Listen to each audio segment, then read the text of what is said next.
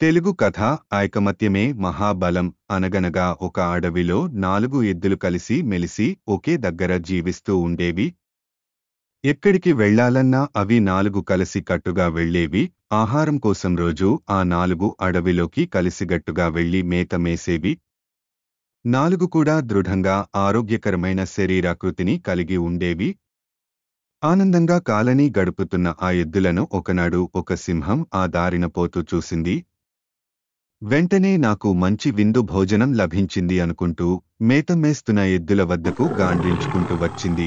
సింహం రావడం గమనించిన ఎద్దులు భయపడక 4 ఎద్దులు కలిసి తమ వాడి కొమ్ములతో సింహం వైపు దూకాయి. వాటి కొమ్ములతో దాడి చేస్తూ ఆ 4 ఎద్దులు కలిసి కట్టుగా సింహంపై పడగానే సింహం భయపడి పారిపోయింది. ఇదంతా అక్కడే ఉండి చూసిన నక్కకు ఒక ఆలోచన వచ్చింది. ఆలస్యం చేయకుండా గాయపడిన సింహం దగ్గరకు వెళ్లి, "ఈ అడవికే రాజు మీరు.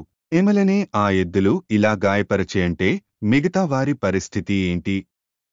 అని మాయమాటలు చెప్పసాగింది. "ఆ 4 ఎద్దులు కలిసుంటే మీరు ఎప్పటికీ వాటిని చంపలేరు. కాని వాటిని వేరు చేస్తే మీరు చంపి ఆహారంగా చేసుకోగలరు" అని చెప్పింది. కాని వాటిని వేరు చేయడం ఎలా అని అడిగింది సింహం. "ఆ పని నేను చేస్తాను. దానికి బదులుగా మీరు తినగ మిగిలినదంతా నాదే" అని ఒప్పందం కుదుర్చుకుంది నక్క. సింహం కూడా ఒప్పుకోవడంతో అప్పటినుంచి సరైన సమయం కోసం ఎదురు చూస్తూ ఉంది నక్క. ఒకరోజు ఆ 4 ఎద్దులలో ఒక్కటి దూరంగా మేత మేస్తుండడం గమనించిన నక్క ఇదే సరియైన సమయం అని ఆ ఎద్దు వద్దకు వెళ్లి, "మీ స్నేహాన్ని చూస్తే నాకు చాలా ఆనందంగా ఉంది. మీరు 4 కలిసి అడవికే రాజు అయిన సింహని పరుగులు తీయించారు. కాని మీ 4 నువ్వే బలం లేనివాడివంట కదా. నీకు ధైర్యం లేదని, తినడం తప్ప దేనికి పనికి రావని మీ మిత్రులు అంటుంటే విన్నాను." ఇలా ఒక్కొక్కరిగా అందరికీ మాయమాటలు చెప్పి వారికి గొడవలు పెట్టింది నక్క.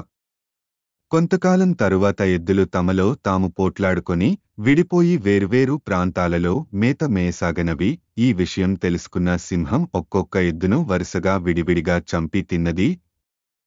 ఒప్పందం ప్రకారం సింహం తినగా మిగిలిన ఆహారం నక్క తినేసింది. మన నిజ జీవితంలోనూ మనం కలిసి ఉండడం చూడలేని కొందరు మనలో మనకి మాయమాటలు చెప్పి గొడవలు పెట్టి కుటుంబాలను విడగొట్టే ప్రయత్నం చేస్తున్నారు. అటువంటి మాయ మాటలు నమ్మి మీ జీవితాలను నాశనం చేసుకోకుండా ఐకమత్యాన్ని మించిన బలం లేదు అని గమనించండి. మన చిన్నప్పుడు బడి పుస్తకాలలో చదివిన ఈ కథ ప్రస్తుత కాలానికి చాలా అవసరం.